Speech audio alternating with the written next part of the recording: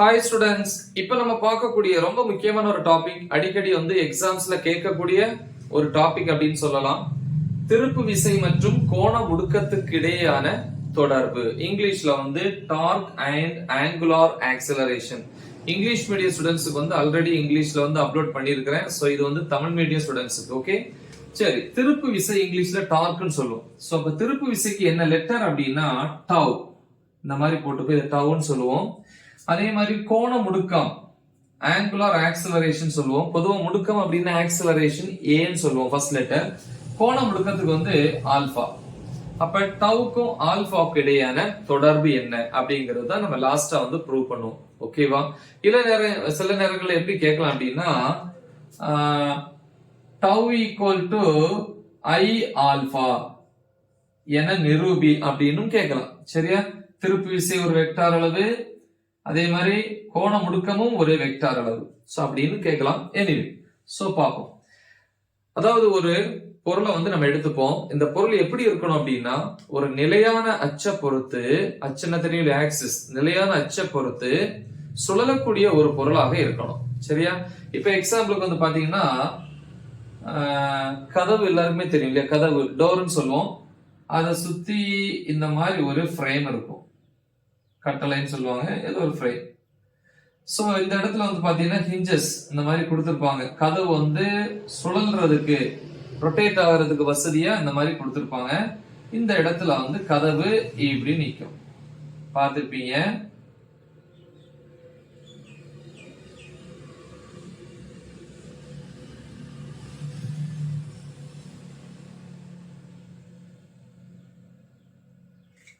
சரியா? ஓகேப்பா. இப்ப இந்த கதவை பொறுத்த வரைக்கும் இதை சுழல வைக்கணும் அப்படின்னா கண்டிப்பா நம்ம ஒரு விசையை கொடுக்கணும் இல்லையா? விசை எந்த இடத்துல? இந்த இடத்துல கொடுத்தோம் அப்படின்னா கண்டிப்பா அது சுழலாது. உங்களுக்கே தெரியும், இந்த இடத்துல கொடுத்தா சுழலாது. இதுதான் அச்சு.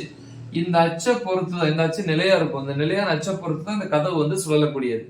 இப்ப கண்டிப்பா இந்த இடத்துல ஒரு விசை கொடுத்தா என்ன ஆகாது? கதவு சுழலாது. அப்ப என்ன பண்ண, இங்க இருந்து ஒரு குறிப்பிட்ட தொலைவு இங்க எடுக்கலாம், இங்க எடுக்கலாம், இங்க எடுக்கலாம். இதான் அந்த தொலைவினுடைய திசை.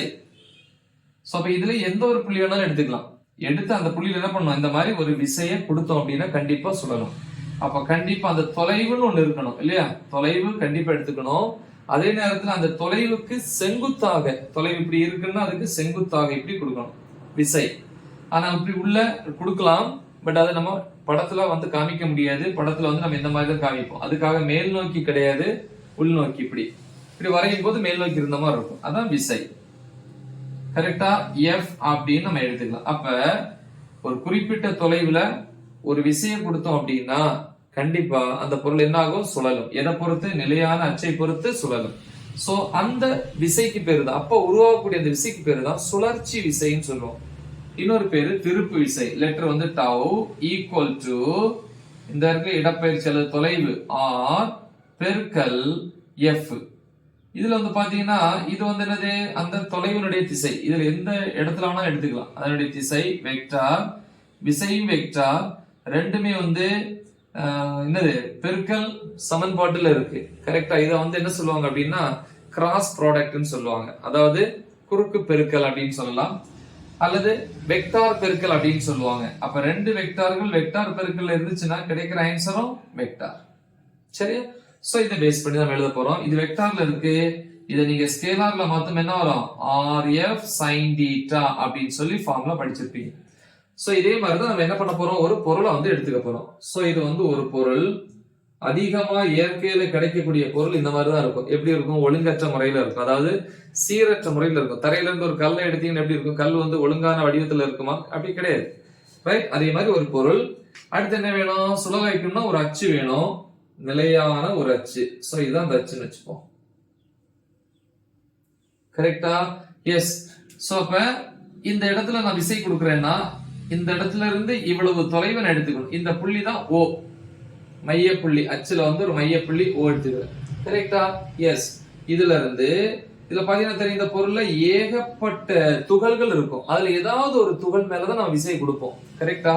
ஒரு இடத்துல விசை கொடுக்கணும், அந்த இடத்துல கண்டிப்பா ஒரு துகள் இருக்கும். அப்ப நான் ஒரு புள்ளி எடுத்துக்கிறேன். அந்த புள்ளியினுடைய நிறை எம். இத புள்ளி நிறைன்னு சொல்லலாம். ஏன்னா சிறிய துகளினுடைய நிறை வந்து புறக்கணிக்கத்தக்க அளவுல ரொம்ப சிறியதா இருக்கும். அதான் புள்ளி நிறைன்னு சொல்லுவோம். சோ அப்ப தொலைவு எவ்வளவு தொலைவு? இதுதான் வந்து தொலைவு r. இங்க எடுத்துக்கலாம், இந்த இடத்துல எடுத்துக்கலாம், இங்கேயும் துகள் இருக்கும், இங்கேயும் துகள் இருக்கும். கரெக்டா? அப்ப இதுதான் தொலைவினுடைய திசை. கரெக்டா? எஸ். விசை எப்படி கொடுக்கணும்? இங்க இந்த மாதிரி கொடுக்கணும். இந்த மாதிரி. கரெக்டா? உள்நோக்கி கொடுக்கிறேன். விசை F. அப்ப இந்த விசை இந்த தொலைவு கூட ஏற்படுத்தக்கூடிய கோணம் இது என்னது? 90 டிகிரி. பெர்பெண்டிகுலரா இருக்கணும். தொலைவு எப்படி இருக்கணும்? விசை நம்ம கரெக்டா இப்படி கொடுக்கணும். அப்ப 90 டிகிரி, 90 டிகிரி கொடுக்கணும். இங்க நீங்க எஃபெக்டார் போட்டாலும் ஒண்ணு இல்ல, லாஸ்ட்ல இங்க கீழே போட்டாலும் ஓகே. இப்ப என்ன ஆகும்? இது வந்து சுழல ஆரம்பிக்கும். பாத்துருப்பீங்க, இந்த கிணத்துக்குள்ள வந்து பைக் ஓட்டுவாங்க, பைக் கார் எல்லாம் வந்து ஓட்டுவாங்க இல்லையா? அந்த ஆக்சலரேஷன் வேகமா கொடுக்கும்போது, விசை அதிகமா கொடுக்கும்போது அது சுத்தி எங்க வரும்? மேல வரும். அப்ப திருப்பு விசையினுடைய திசை வந்து மேல் நோக்கி இப்படி. கரெக்டா? திருப்பு விசை எப்படியோ அதே திசையில தான் யாரு இருப்பாங்க? முடுக்கமும் இருக்கும். அப்ப திருப்பு விசைக்கு லெட்டர் டவ், முடுக்கத்துக்கு வந்து ஆல்பா. ஓகேவா? டயக்ராம் புரிஞ்சிருக்கும். எனிவே நம்ம தெரிஞ்சதுல இருந்து நம்ம ஆரம்பிக்க போறோம். திருப்பு விசைக்கான ஃபார்முலா நமக்கு தெரியும் இல்லையா? அப்ப ஒரு குறிப்பிட்ட தொலைவுல வந்து ஒரு புள்ளி நிறை மேல நம்ம கொடுக்கக்கூடிய விசையினால அந்த பொருள் ஒரு நிலையான அச்சை பொறுத்து என்ன பண்ணுது? சுழலுது. சுழலும் போது அது எதை உணரும்? திருப்பு விசையை உணரும். இது அப்படியே நீங்க எழுதணும். கரெக்டா? என்ன எழுதணும்? ஒரு பொருள்ல வந்து நிலையான ஒரு அச்சை நம்ம எடுத்துக்க போறோம். நிலையான அச்சுல இருந்து r தொலைவில் இருக்கக்கூடிய ஒரு புள்ளி நிறை மேல கொடுக்கக்கூடிய விசை F. அப்ப F விசை கொடுக்கும் போது நிலையான அச்சை பொறுத்து அந்த புள்ளி அந்த பொருள் அல்லது அந்த புள்ளி நிறை சுழலும் போது திருப்பு விசையை உணரும். இப்ப இந்த துகள் இருக்கு இல்லையா? இதனுடைய நிறை தான் M. சுத்தி வரும்போது எப்படி வரும்? இதே ஆரம் இந்த பக்கம் இந்த பக்கம் எல்லாம் இருக்கும். இந்த மாதிரி அது சுத்தி வரும். இப்ப நீங்க சொல்லக்கூடாது, சார் இங்க வந்து r பெருசா இருக்கு, இங்க சின்னதா இருக்கு. அப்படிலாம் கிடையாது. அது வந்து ஆக்சுவலி இப்படி சுத்தி வரும். இந்த வட்டப்பாதை தான். இந்த ஆரமும் இந்த ஆரம் சமம் தான்.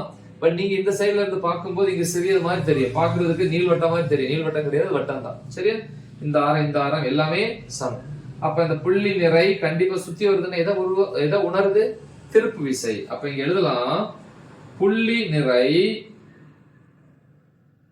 உணரும் திருப்பு விசை. ஃபார்முலா என்ன? இது இருக்கு இல்லையா? வெக்டார்ல எப்படி எழுதலாம்? ஸ்கேலார்ல எப்படி எழுதலாம்? எப்படி? ஸ்கேலார்ல tau is equal to rf sin theta. சைடுல எழுதிப்போம். தீட்டாங்கிறது r-க்கும் f-க்கும் f-க்கு இடையான கோணம். எப்படி இருக்கணும்? ரெண்டு ஒண்ணுக்கு ஒண்ணு செங்குத்தா தானே இருக்கணும். அப்ப தீட்டா எவ்வளவு? 90 டிகிரி. So theta 90 degree.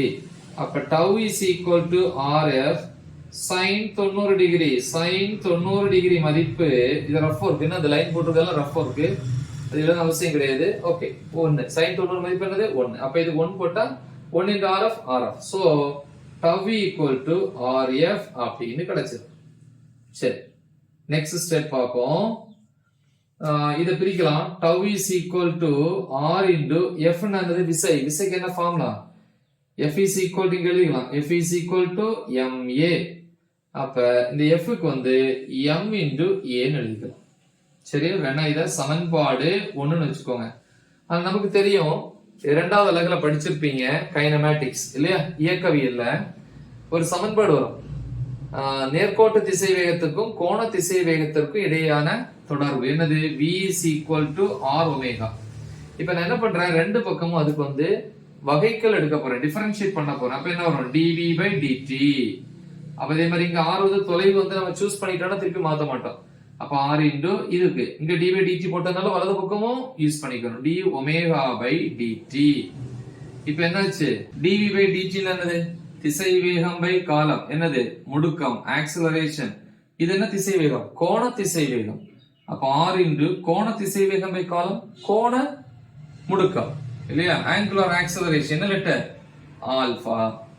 கரெக்ட்டா? இனி a க்கு பதிலா r ஆல்பா இங்க போட போறேன். So tau is equal to rm, a க்கு பதிலா r alpha equal to m முன்னாடி எழுதிப்போம், r into r square into alpha.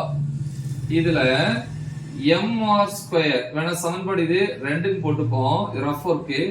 mr square என்பது வேற ஒண்ணும் இல்ல. mங்கிறது அந்த புள்ளி துகளினுடைய நிறை, rங்கிறது அந்த தொலைவு.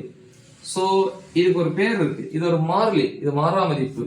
சோ அப்ப mr ஸ்கொயர் என்பது புள்ளி துகளின் அல்லது புள்ளி நிறையினுடைய நிலைம திருப்புத்திறன். ஓகே, நிலைம திருப்பு திறன்.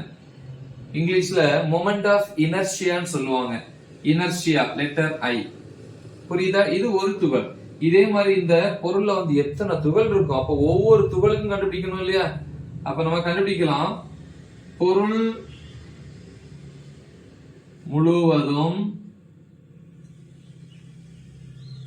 அதாவது முழுவதுக்குமான அப்படின்னு எழுதலாம் இல்லையா? பொருள் முழுவதுக்குமான நிலைம திருப்புத்திறன் I ஈக்குவல் டு, அப்போ ஒரு துகள் அப்படின்னா mr ஸ்கொயர். கரெக்டா? இன்னொரு துகள் அப்படின்னா வேற எங்கேயோ ஒரு இடத்துல இருக்கும் இல்லையா? இப்ப இந்த இடத்துல எடுத்தேன்னா அந்த துகள் வேற. அப்ப இது m1 எடுத்துக்கலாம், இது என்னது m2 எடுத்துப்பீங்க. அப்ப இந்த தொலைவு இது r1, இங்க தொலைவு என்னது இது r2. விசை இப்படி கொடுப்போம். கரெக்டா? அப்ப மாறுது இல்லையா? அப்ப ஒரு துகள் அப்படின்னா mr ஸ்கொயர். ரெண்டு துகள் வரும்போது ஒன்னு m1 தொலைவு r1, ரெண்டாவது துகளுக்கு நம்ம ஒரு பொருள் வரும்போது எல்லா துகளையும் எடுத்து நம்ம என்ன பண்ணிக்கணும், ஆட் பண்ணணும். பிளஸ் m2 r2 ஸ்கொயர், அடுத்து பிளஸ் m3 r3 ஸ்கொயர், அப்படி போயிட்டே இருக்கும். எது வரைக்கும்?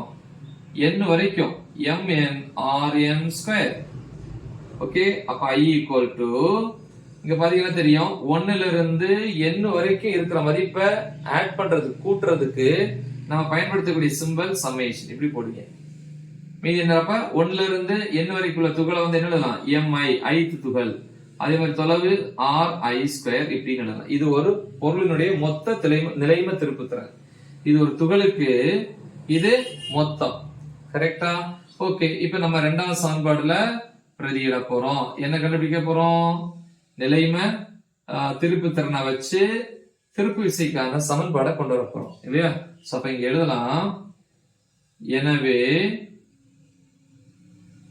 பொருளின் மொத்த திருப்பு விசை, இது ஒரு துகளின் திருப்பு விசை, இது பொருளின். எனவே பொருளின் மொத்த திருப்பு விசை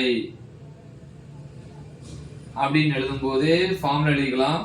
tau is equal to, இங்க m போட்டிருக்கோம் இல்லையா? இது ஒரு துகள்ங்கிறதுனால இங்க நிறைய துகள் இருக்கு. அப்ப வந்து என்னது, ஒரு துகள்னா m, அப் டு n வரைக்கும் இருந்தா mi போடுவீங்க. அதே மாதிரி இங்க ஒரு துகள் மெயின்டைன் பண்ணக்கூடிய டிஸ்டன்ஸ் r, நிறைய துகள் வரும்போது r1 r2 r3 அப்படி போயிட்டு இருக்கும்போது ri ஸ்கொயர் இருந்தானா ஸ்கொயர். அப்ப இந்த இடத்துல இதுக்கு பதிலா இதை சப்ஸ்டிட் பண்ணணும். இது ஒரு துகளுக்கு, இது மொத்த பொருளுக்கு.